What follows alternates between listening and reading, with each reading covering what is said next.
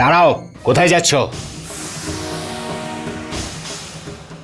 মহারাজের আদেশ আছে, বলির পূজা করতে যাচ্ছি। নাও, তুমিও আরতি নিয়ে নাও, শুভ হবে। রাক্ষস দেবতা তোমার উপর প্রসন্ন হবেন আর তোমার সমস্ত মনস্কামনা পূর্ণ করবেন। কিন্তু হ্যাঁ, খেয়াল রেখো কেউ যেন ভেতরে না চলে আসে, আমার সময় লাগবে।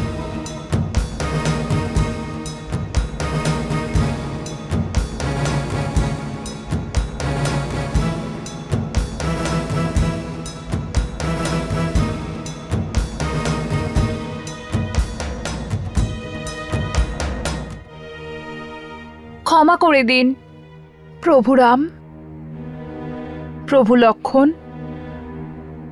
মহারানী আমাদের আজ্ঞা দিয়েছেন আপনাদের বলি যেন না হয়, এই জন্য আপনাদের দূষিত করতে হবে।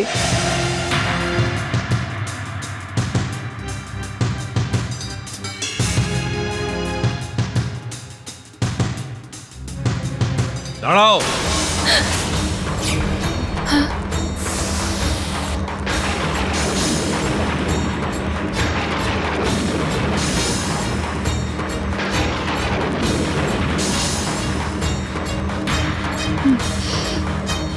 দাঁড়িয়ে থাকো, না হলে প্রাণে মরবে।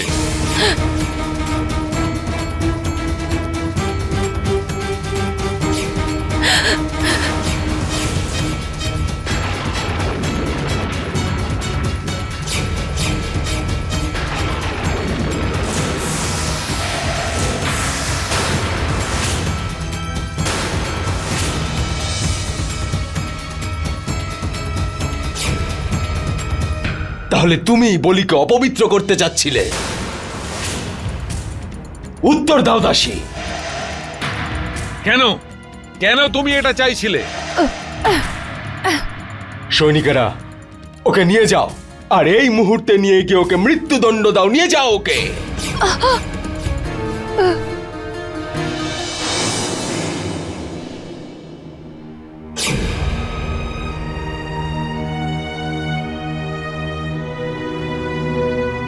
সীতা, তুমি আমায় ডেকেছো পুত্রী? আমার শঙ্খ চাই মাতা ত্রিজটা।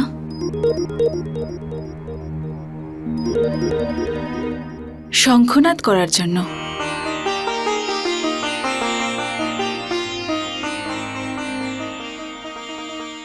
শঙ্খ চাইছে সীতা? শঙ্খ কিসের জন্য? আমি তো সত্যি বলছি, এ পাগল হয়ে গেছে।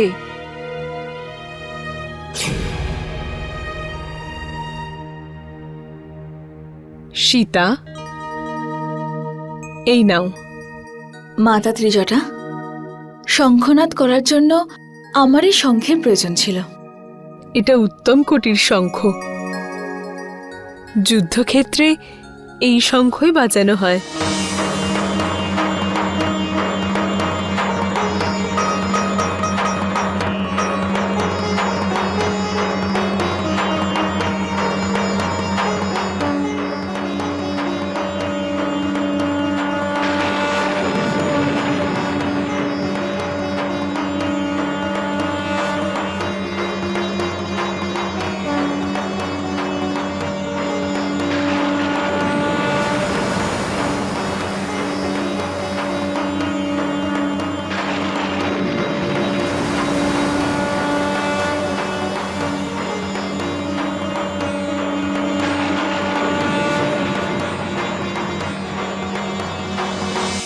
এই শঙ্খধ্বনি এটা সীতা বাজাচ্ছে। সীতা করছে? তাহলে কি উনি ভ্রাতাশ্রীকে যুদ্ধের জন্য সতর্ক করছেন?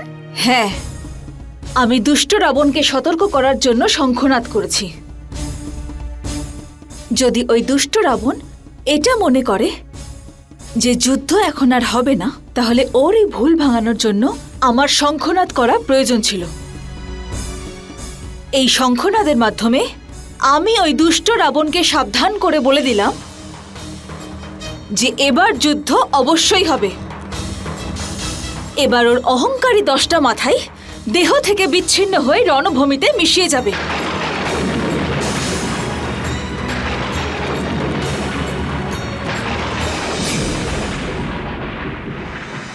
হে পাতাল দেবতা, হে পাতাল দেবতা, আমাদের প্রতি প্রসন্ন হন। আমাদের উপরে প্রসন্ন হন।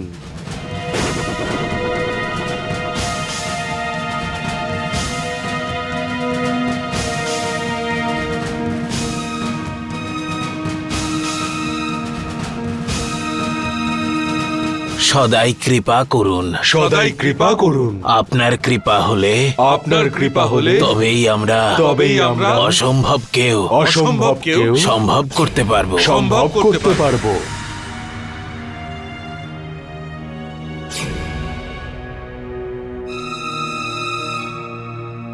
হে প্রভু, আপনার কি হয়েছে প্রভু?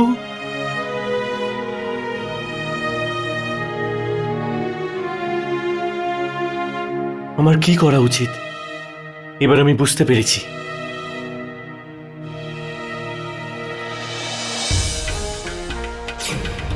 এই দুষ্টদের ওদের অপরাধের শাস্তি আমি অবশ্যই দেব।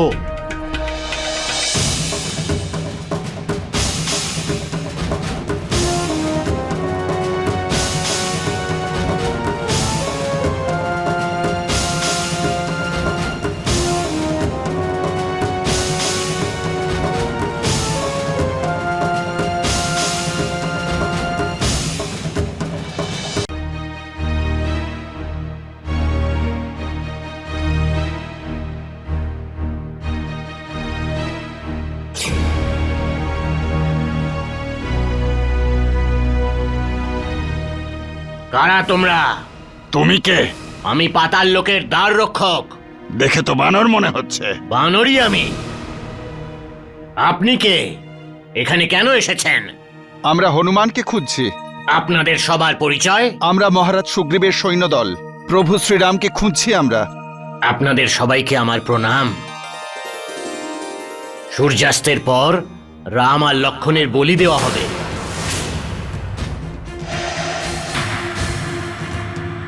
ওনাদের সুরক্ষার জন্যই পবনপুত্র হনুমান এই দ্বার দিয়েই পাতাল নগরীতে গেছেন। আপনারা সবাই এই পথেই প্রবেশ করুন। এই আওয়াজটা কিসের? কোনো উৎসব হচ্ছে নাকি এখানে? সূর্যাস্তের প্রতীক্ষা হচ্ছে। নরমাংসের প্রসাদ পাওয়া যাবে তো, সেই জন্য সবাই আনন্দিত। আপনারা সবাই দেবালয়ের দিকে যান, কিন্তু সাবধানে যাবেন যাতে কেউ আপনাদের চিনতে না পারে। আর হনুমানকে সাহায্য করুন। প্রণাম। জয় শ্রীরাম। জয় শ্রীরাম।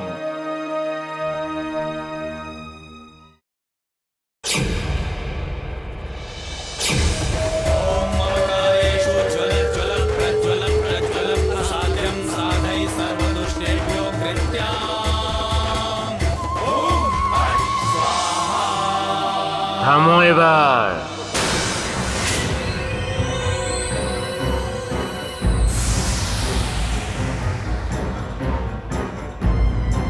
কার কণ্ঠস্বর?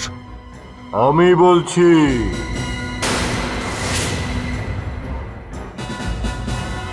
কিন্তু এটা কি করে সম্ভব?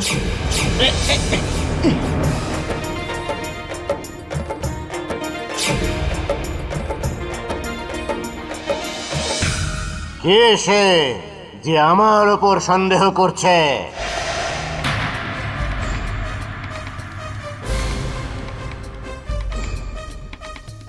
ওহি আর মহি, আমি তোমাদের ভক্তিতে প্রসন্ন হয়েছি। পাতাল দেবতা? তোমরা যেভাবে আমার পুজো অর্চনা করেছো তাতে আমি সন্তুষ্ট হয়েছি।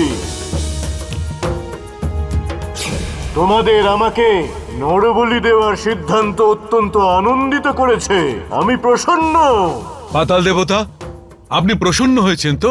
আমি কোনোদিন আমার ভক্তদের অসত্য বলি না বৎসমহি। তোমাদের দ্বারা অর্পিত রাম লক্ষণের বলি আমি স্বীকার করলাম, কিন্তু কিন্তু কি পাতাল দেবতা? যজ্ঞ আরম্ভ হওয়ার পর থেকে আমি ক্ষণিকের জন্য বিশ্রাম পাইনি। সেই জন্য তোমরা বলিকে আমার কাছে রেখে দেবালয় ত্যাগ করে বেরিয়ে যাও। আর যদি কেউ আমার বিশ্রামের সময় আমাকে দেখে ফেলে, আমি তার চোখ উপড়ে নিয়ে তাকে অন্ধ বানিয়ে দেব। যথাজ্ঞা পাতাল দেবতা। চলো, এই স্থান খালি করতে হবে, চলো।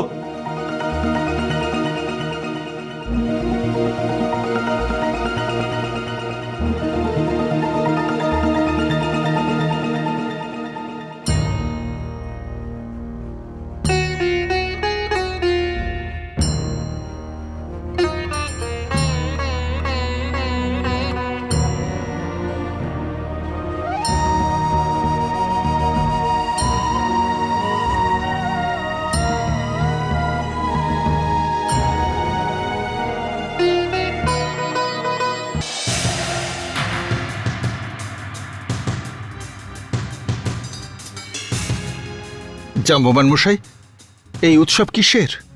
আমিও খুব আশ্চর্য হচ্ছি যুবরাজ অঙ্গদ।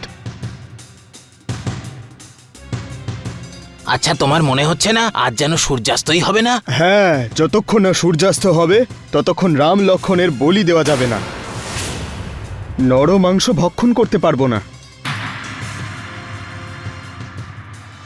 যুবরাজ অঙ্গদ, শুনলেন আপনি? এর অর্থ হলো এখনো প্রভু শ্রীরাম আর লক্ষণ সুরক্ষিত রয়েছেন। কিন্তু মহাবলী হনুমান কোথায়? প্রভু, প্রভু, প্রভু, প্রভু উঠুন, উঠুন প্রভু। ভ্রাতা লক্ষণ, ভ্রাতা লক্ষণ, উঠুন না। আমি আপনাদের রক্ষা করতে পারলাম না প্রভু, আমাকে ক্ষমা করে দিন। কিন্তু এবার আমি মহাকালকেও আপনাদের কাছে আসতে দেব না। উঠুন প্রভু, উঠুন, উঠুন ভ্রাতা লক্ষণ। নিজের ভক্তের ডাকে আপনি সাড়া দিন প্রভু, উঠুন।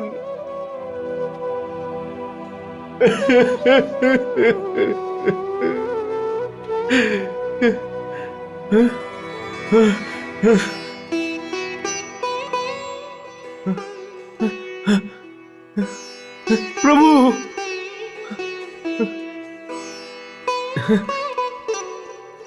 জাগুন প্রভু।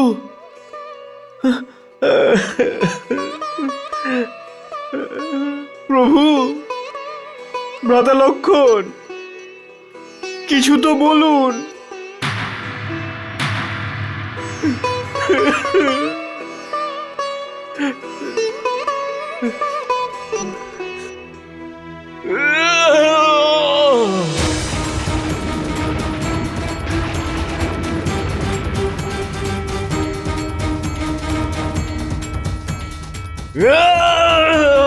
পাতাল দেবতা,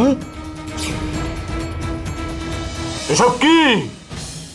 আমাকে মৃত বলি অর্পণ করবে? ওহি মহি, তোমরা আমাকে অপমান করেছো। ক্ষমা পাতাল দেবতা, ক্ষমা। পাতাল দেবতা, ওনারা মৃত নয়। মৃত নয়? তাহলে ওদের কি বলবে?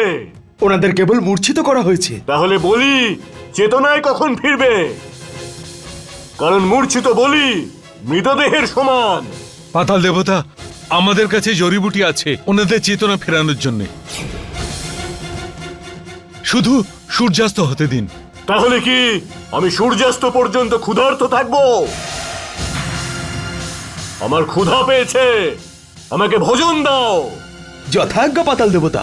আর শোনো, ভোজন পাঠানোর সময় যেন মনে থাকে যে ভেতরে প্রবেশ করে কেউ যেন বলির দিকে না তাকায়। নিজের চোখ বন্ধ রেখে ভোজন নিয়ে আসবে আর সেভাবেই ফিরে যাবে। যদি কেউ নিজের চক্ষু উন্মোচন করে দেখার চেষ্টা করে, আমি তাকে সারা জীবনের মতো অন্ধ করে দেব। কেউ দেখবে না পাতাল দেবতা, কেউ দেখবে না। শীঘ্রতার সঙ্গে ভোজন পাঠানোর ব্যবস্থা করো। আর হ্যাঁ, ভোজনের সঙ্গে সঙ্গে মূর্ছিত অবস্থা দূর করার জন্যে ঔষধি বটিকা পাঠাতে ভুলো না,